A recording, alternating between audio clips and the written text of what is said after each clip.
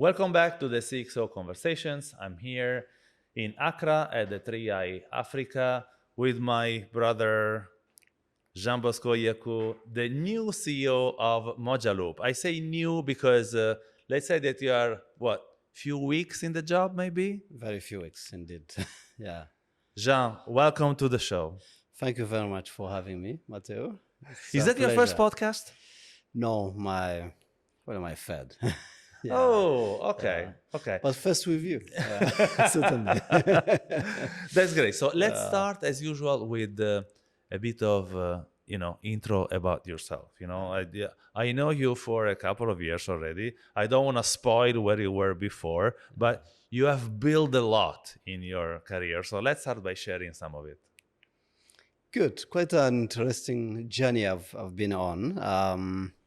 I started very long ago as an assistant lecturer after my university, which was quite interesting.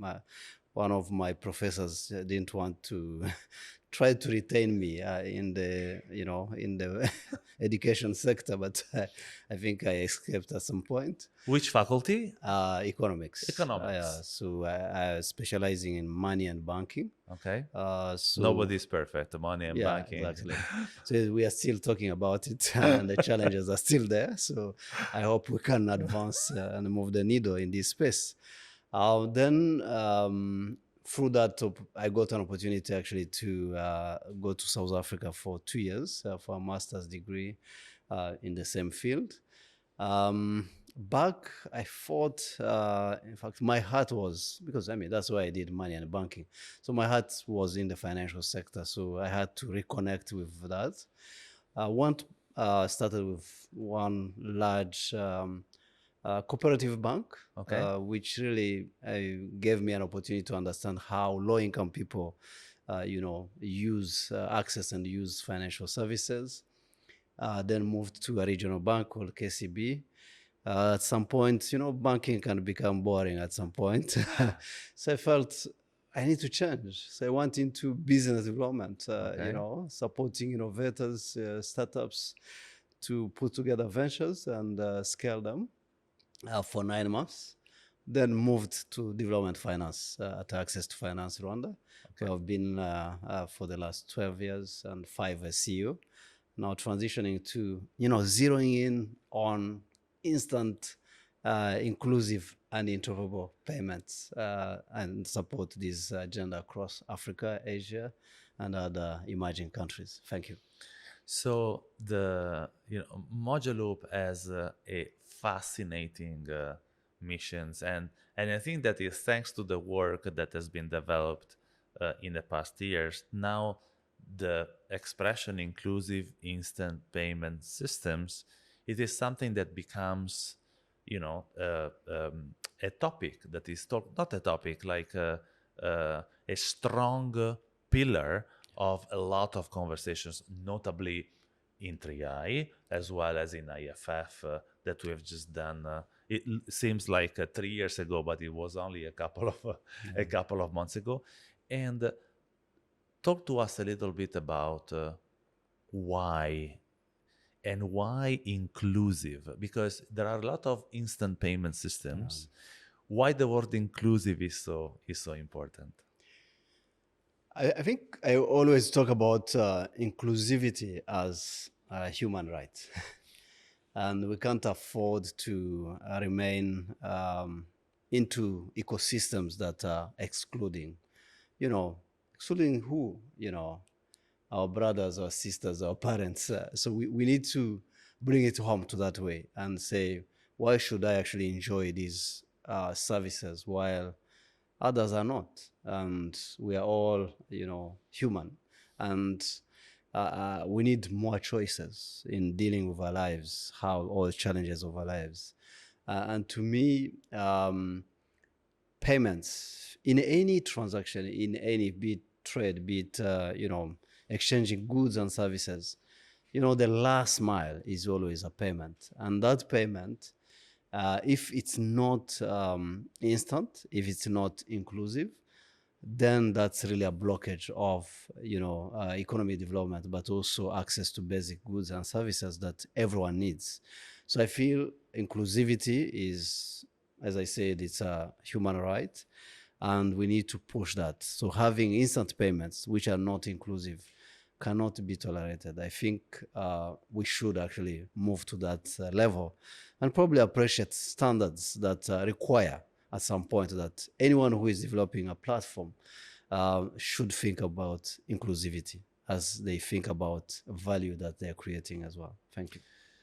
So we were together earlier on when we launched the DPI track here at RIAI, and I was on stage with the deputy governor, our common friend Nick Barige, and we talked about the Rwanda case, right? Fantastic ecosystem. He talked about Irembo, and it's incredible because when you talk about DPI, and also when you talk about IPS, to a crowd that is, not super educated, maybe only, I don't know, 20-25%, will understand it fully. But everyone would understand Irembo, right? In Rwanda, right? It's practical. You can Exactly. touch it. You can see it. And most of it, especially on the payment side, is Mojaloop powered. Yeah. Right. So talk to us a little bit. You must be so proud, as Mojaloop team, to be the enabler of this. Talk a little bit about because it will be a way or so to understand, concretely speaking, what Mojaloop can support. Yeah. Now, very, exciting moment, I would say, in Kigali, where, and I must say that came through quite hard labor. It hasn't been easy. As we talk and we celebrate about all these DPI use cases that we see that are serving majority of low-income people, it was, I think he insisted, the deputy governor, Nick Warigje, insisted on one important aspect, which is really governance. And and leadership. I feel Rwanda is positioned as a test pad or a proof of concept country. And that comes from the top, comes from actually our president, Paul Kagame. And what does it mean? It means, we cannot afford to live with challenges that we see, yet actually technology can address those challenges. And that's how, in fact, when Mojaloop came in Rwanda, I must say that our switch was run on a van-backed platform. And we weren't very satisfied. We weren't seeing momentum. We weren't seeing traction. And even actually payment service providers were not so enthusiastic to join and provide payment services. So what happened was to say, well, you know what? We need to own our fate. We need to own this ambition. We need to do something. And that's how actually, because we have a talent pool of tech cohorts that have been there, developed. I mean, the partnership with Carnegie Mellon University are producing very, very talented, young people. We said, why don't we do it? It's now that there's an open source which is here, the architecture is right. And we looked at it, we said, well, let's take it. Let's take the bet and let's try it. Let's customize it to our needs. Let's own it and let's innovate on it. And that's what actually came. And now we have, I think, Deputy Governor talked about one use case, which is Rainbow for government services. But this is another use case, which is foundational, which is around instant and inclusive payments, which is eCash, now run on open source, a platform, which is Mojaloop. And I can't be proud, as a Rwandan, to come and lead Mojaloop Foundation, which is backing this platform and serving, my fellow Rwandans that before were excluded from the payment ecosystem. I actually was to, you inspire me with the last part of your answer. You inspire me a topic that I already had in my mind, which is if I put myself in your shoes as a Rwandan, you first were a client of Mojaloop, technically speaking, Yeah. Oh, right? yeah. And you sort of you get it to production, and then you were you're supposed to lead the same organization that sort of enabled all this sort of digital revolution, let's call Yeah. it the way it It is, is. Yeah. for your country. How did it feel? I think it's. I feel so proud. I feel so humbled, to have been part of this journey when it started. With I was telling my some of the delegates that in one of my panels that clearly when open source comes in our country, everyone is like open. Yeah. I mean, even Really? really, should I just go into The something which is software is open? free and It's I only free. pay for services? Really? So first, you don't believe. It's Yes. until really you go deeper, ask a very pertinent question to understand and look at it. That's when you get much more comfort. And I must say that that came from different engagements with policymakers, regulator, but also the market actors, which are are very important to this particular ecosystem. And seeing actually, and we actually, I remember for some time we had to run the two systems in parallel, Of course. just to say, well, let's get comfort before we can switch fully to open source. But that didn't take long because we could see actually what was promised, coming into reality, actually seeing that we have a robust platform which is tested, which has actually a whole community. I think it's always said across Africa that you need a whole village to raise a child, and I think when you look at the community around Mojaloop, I feel like you should be confident that this child will actually survive. Yeah. If the father or the mother is not there, at least an uncle or an auntie will come Yeah. at the rescue. So that's something very critical.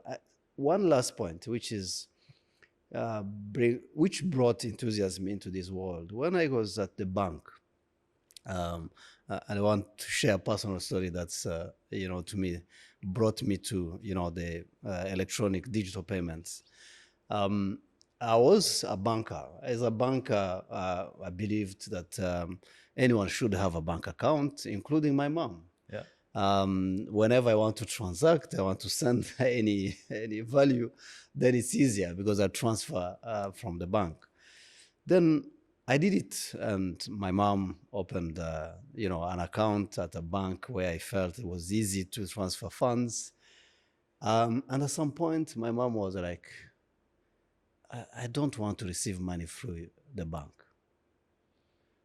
I was like, why? She was like, why do I have to travel to the branch? Why do I have to sit and wait on a queue? Yet I see a young person with a jacket from mobile money who can give the money when I'm seated home in my compound. Why do I have to go and spend all that time and energy? The mom business case is always super compelling. It is indeed. So I had to comply quickly because I felt, yeah, it made sense actually. I hadn't thought about it as a banker. Then I said, well, so you want me to send through mobile money? I said, yeah. That's when I opened my first mobile money account because of wow. my mom. So then I started transferring money on mobile money. We had to close that Which account. year was this one?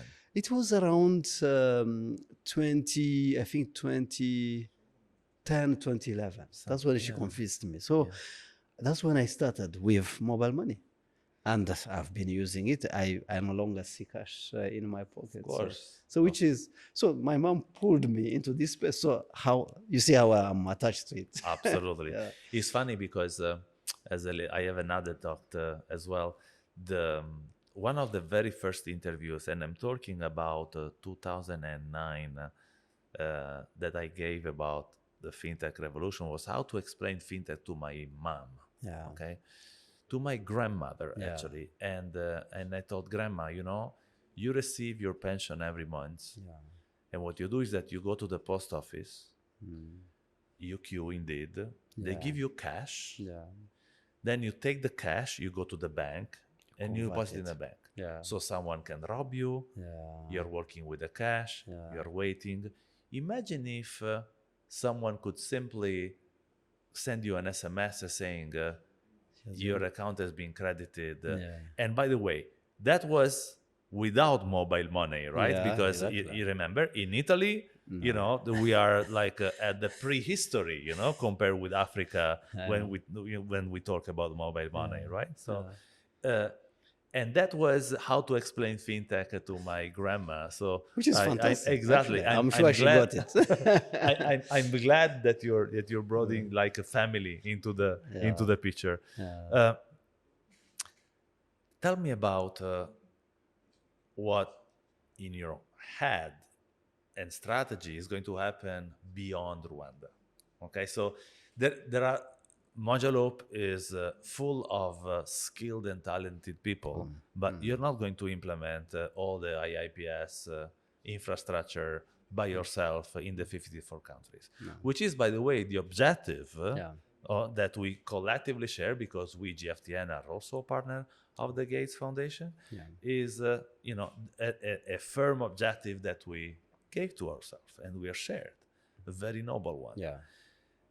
What's your plan in terms of enabling partnerships, implementers, educating even entrepreneurs, in building on the top of the Mojaloop infrastructure?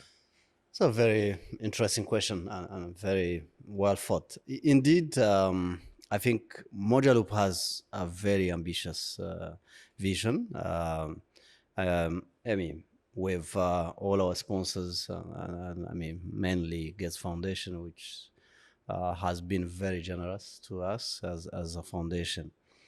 So, you know, I think the most important aspect I want to start with is whenever you know that whenever you have good news or whenever you have something that is useful to you and serving you, you don't want to sit on it. It's like when you have light and others are in darkness, you should ensure that also they have that light.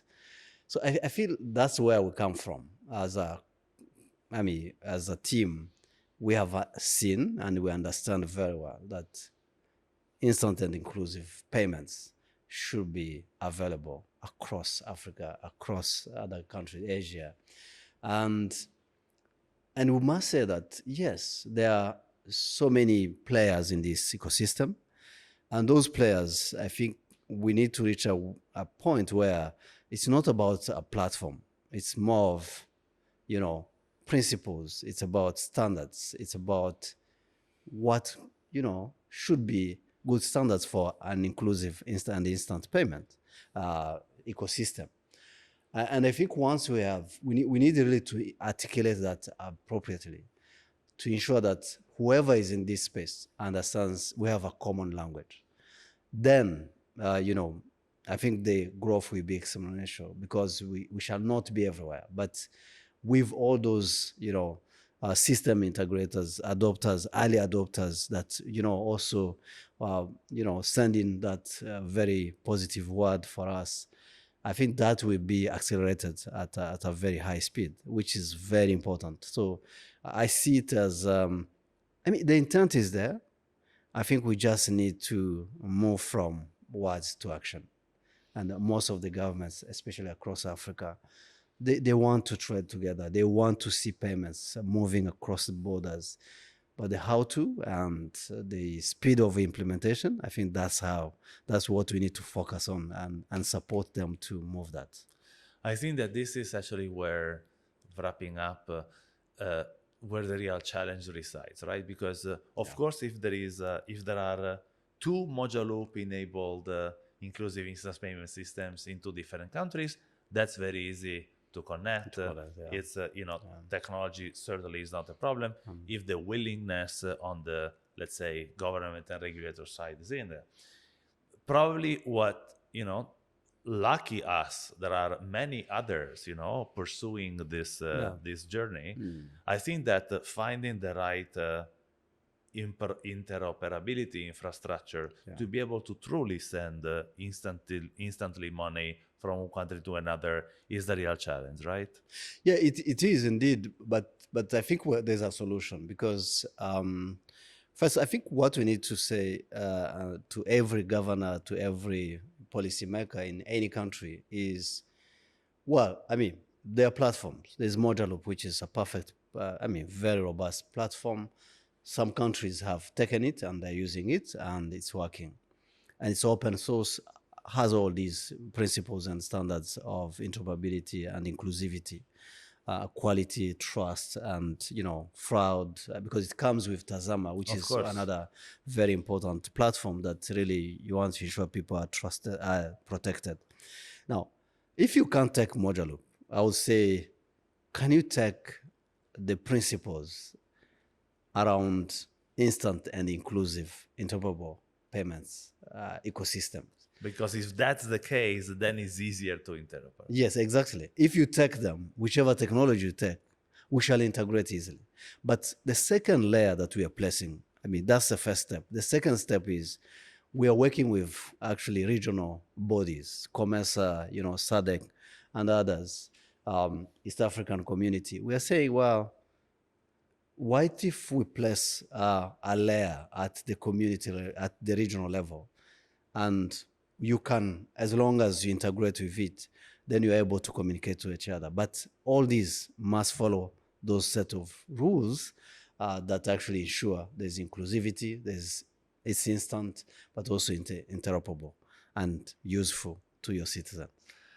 Jean, the good news is that we are going to see each other many times in Yeah. the coming years. Check on me whether Exactly. we are. And we are actually very sort of humbled, to take this journey together with also the other partners Yeah. of the foundation, and we'll also catch up from one event to the other, hopefully. And I'm really happy to share this journey with you guys. No, yeah, I'm super excited. I think when I look at the community around me, it gives me much more enthusiasm and energy to step into this new challenge, which I'm willing to take, and I think we shall be successful. I have no doubt. So with Jean Bosco Iyacu, the CEO of Mojaloop Foundation, live from the 3i Africa in Ghana. CXO Conversation, this is a wrap.